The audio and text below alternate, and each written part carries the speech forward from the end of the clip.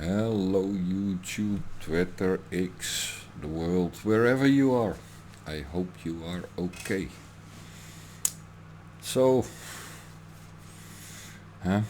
while we are with small incremental steps heading towards World War III, I would like to show you why I said on a Google Earth map, Google map, however you want to call it, what would be left of the Ukraine and what would be the consequences when the West, NATO, the USA, decides to start sending long-range missiles. I kept saying that the longer the range of those missiles will be, it stands to reason and logic that the deeper the Russians would like to have a buffer zone in the Ukraine, under their control, of course. So, now I see this report from Mr. Levan Gudadze. I watch his news always.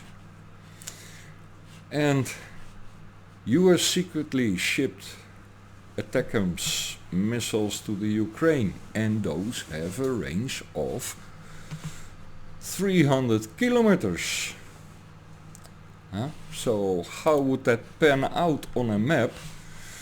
Well, these lines, they are roughly 325, 330 kilometers in length. So that means from here, from the Russian border with the Ukraine, it would have to go this deep inside with a buffer zone, approximately what is it, 25 up to 50 kilometers extra, right? Not exact 300 kilometers. So those lines show you what the Russians would have to demilitarize and totally control.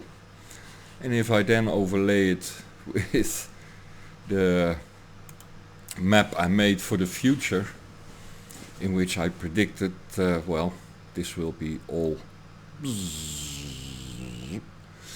future Russian Federation, perhaps even if this deal that I keep saying could save Moldova. If that happens, then Transnistria would also become part of Odessa. In exchange, the Russians would allow Moldova for its neutrality and that strip of Transnistria. The Russians would allow Moldova to reach the Black Sea, which would obviously then help the Moldovan economy immensely. But back to the missiles. I made also a line here. This line from the tip basically of Odessa, the future part of the Russian Federation, would also reach then all the way there. And this yellow part is what used to be Poland. And we all heard the rhetoric going around this region basically. Transcarpathia, roughly Bukovina, which was part of Romania. Transcarpathia was part of Hungary. Moldova used to be part of Romania, and there are talks about rejoining this. So yes, you can imagine that everything in the Ukraine, obviously the Russians cannot control inside Romania, but for sure they can aim all their defense systems on Romania, because it's the shortest way to Odessa and to Crimea. Hence this huge base they're gonna build around Constanta. When you take that distance, where this base will be, let me find that bloody thing, there it is. This will be roughly also the size of the base. But when you take that distance, oh, wrong one, from there to dead smack Crimea, 475 kilometers. So yes, it stands to reason that the Russians will have everything to prevent strikes on Crimea and Odessa. They will have everything aimed at this base as well. So in my opinion, I said it before in a video, Romania, or rather the Romanian government painted a big bullseye on the Romanian people, and I'm sure without their consent. When the Romanians realize that they will be in this very near future conflict with Moldova, Gagauzia, Transnistria, when the Romanians start to realize that they will be pushed into being a new front, then it's a little bit too late, I am afraid. And I live here in Romania, so I love this country. I love these people. I hope they are okay. I live here around this region, beautiful region. But as you can imagine, when shit will hit the fan in this region, then yes, you can imagine that we will have refugees, all sorts of stuff going on around the north side. It won't be pretty, let me put it like that. And I'm really hoping that it will be peace talks soon. I really hope this. But I don't think so. Man, it's still chilly. Oh, wow. We had like 5 last night, 5 degrees. Sunny, slowly, but I'm on a higher altitude, so here the snow is still on the mountains. Back to this map, you can clearly see that for the Russians to be able and finish this fast, they will really have to set in a new counteroffensive. And more reports are coming from the north, from the Sumy regions. And in another video I predicted that the Russians will, yes indeed, start a counteroffensive in Sumy, but it will not be like many people predict, in direction Kharkov alone. No, I am quite sure that it will be in the direction Kiev as well. We already see the reports how I saw some from the military summary channel, how the Ukrainians are forced to withdraw troops to protect the Kharkov region. And if the Russians would pressure at the same time Kiev, however you need to pronounce it, that would cause a panic in the Ukrainian army. Not only in the Ukrainian army, it would also cause a panic in NATO. Hence all this saber rattling around Poland, Belarus in the moment, to start another perhaps hotspot distraction conflicts. They need to.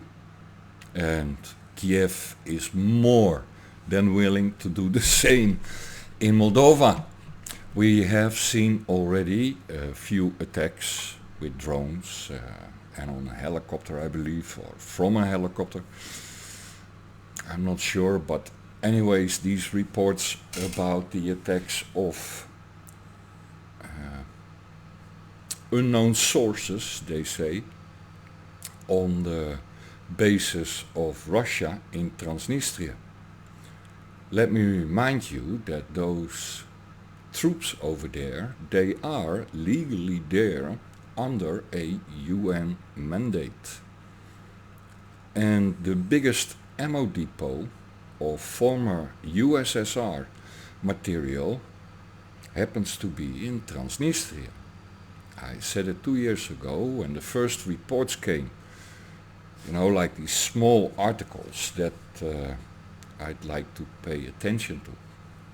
There was a report how the Ukraine asked the Moldovan government to hand that ammunition over.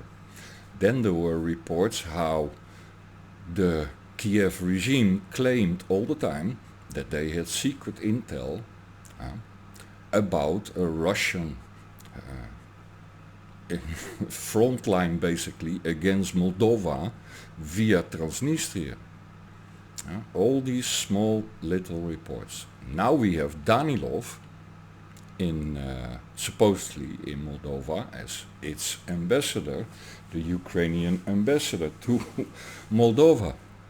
The very same Danilov that's threatening Europe with terror attacks if the support to the Ukraine stops. Then we have reports, I made a video about that as well, and no one picked it up from the news, but regardless, I did. A little video, a small video, short video, about a Moldovan farmer who confronted American troops on his land. What are you doing here? Why are you here? And the American replies, oh, we are here to help, on which the Moldovan replies, there are no Russians here. Get the fuck away out of Moldova. I don't think that's a coincidence. Then we have at the same time, in the moment, reports, Macron, who went to Moldova and offered to send troops. I'm sure there are already French Foreign Legion troops in Moldova already. I'm sure there are USA troops in Moldova already. Dutch, Germans perhaps, because there were these nice exercises around the Danube Delta. Small little articles where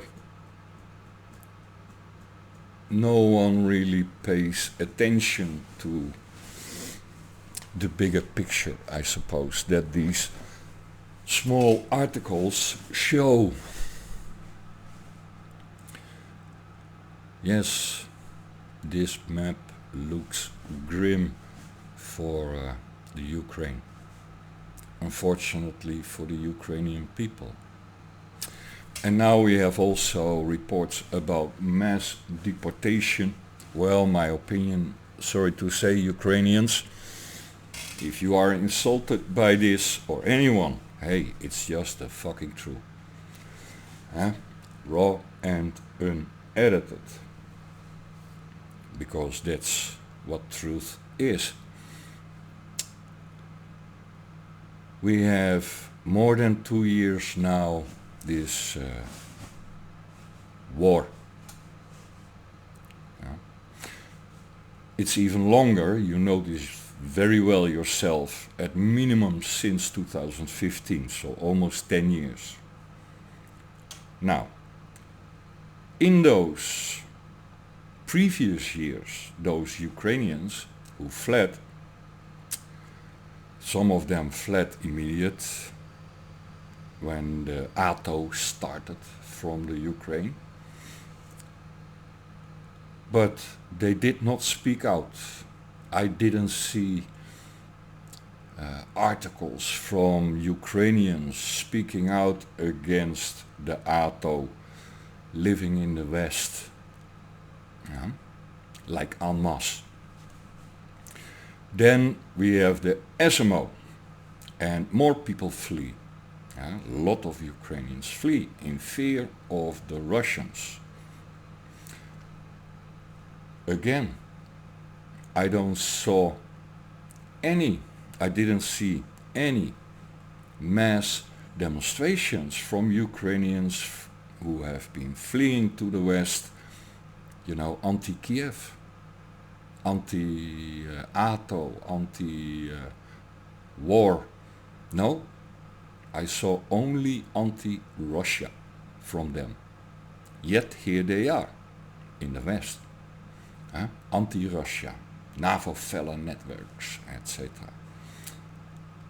Even going on the street as young people, harassing older people who protest this war, who are not per se pro-Russian, no, they are pro-peace, in Germany, for example. And then you go on the street, you young Ukrainians, and you demand from these old people who witnessed World War II, who witnessed how your Western Ukraine was totally pro-Nazi.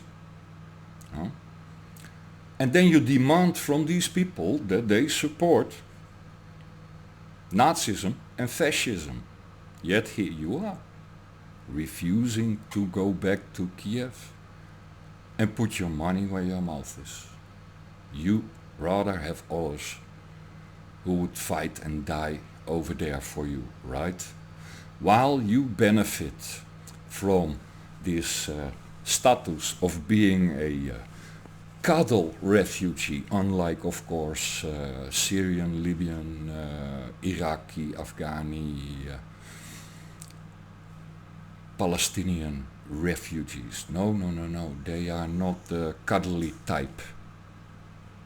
But Ukrainian refugees, we've seen it, Mom, it's on the level that I want to puke how much they were elevated as being the cuddly poor victims.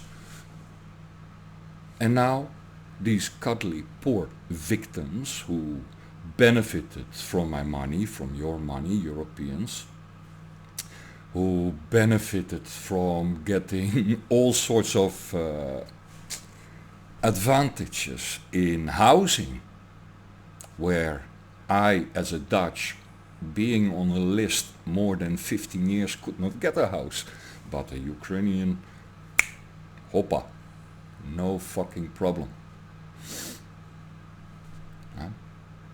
Living in the Netherlands, in Germany and in Belgium at the same time as a refugee. Yes, there were news reports about it. How, what else to expect from the most corrupt country, at least in Europe, if not in the world, that a country is not corrupt, its people is corrupt. So what to expect if you then claim benefits in the Netherlands, Germany and in Belgium at the same time, one person. So here you are, gathering a salary, an income, benefits of about on average 1,500 euro times 3, 4,500 euro, while partying in Spain. Yes, I have a problem with that. And you should too, European. You should too. Now, am I for deportation of these Ukrainian young men? Well, to be honest, it's very mixed. I am really raw and unedited when it comes to these kind of things, self-inflicted.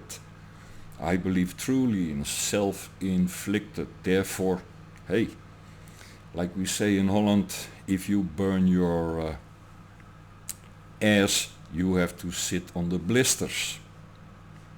Roughly translation. But it's true. So, I don't want to see Ukrainian young men die.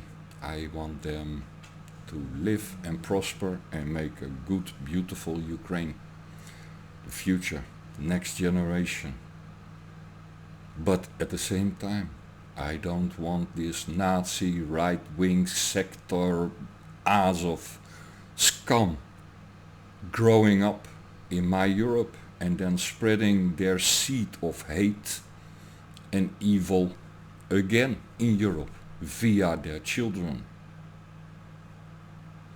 Yes, that sounds very harsh, but think about the Hitlerjugend, the indoctrination that took place on these children on a very young age. Well, I suffer from CPTSD, complex childhood stress syndrome, traumas. And they are ingrained in a very young age. Kind of like indoctrination, in a different way.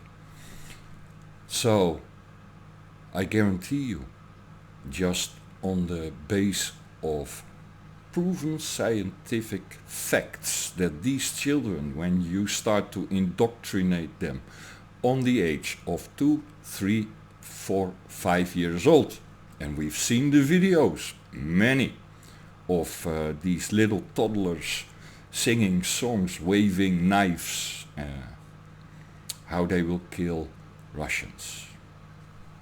These kids came with mama to the West. Never forget.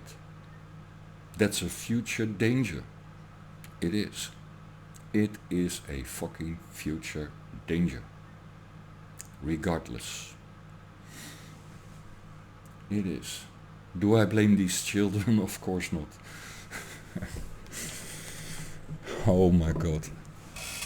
But you know what Jesus said. You know what Jesus said. Woe to those who corrupt the little ones. Woe to those. And I firmly believe that. And woe to those is not just because that God would punish it. No, it's also because you will have the consequences of future generations who are evil, corrupt. Is that simple, right? Those children will grow up, and they will grow up with a lot of hate and resentment. That's the decades to come Danilov was talking about. Have a nice day, YouTube. Think about it. It's gonna get risky.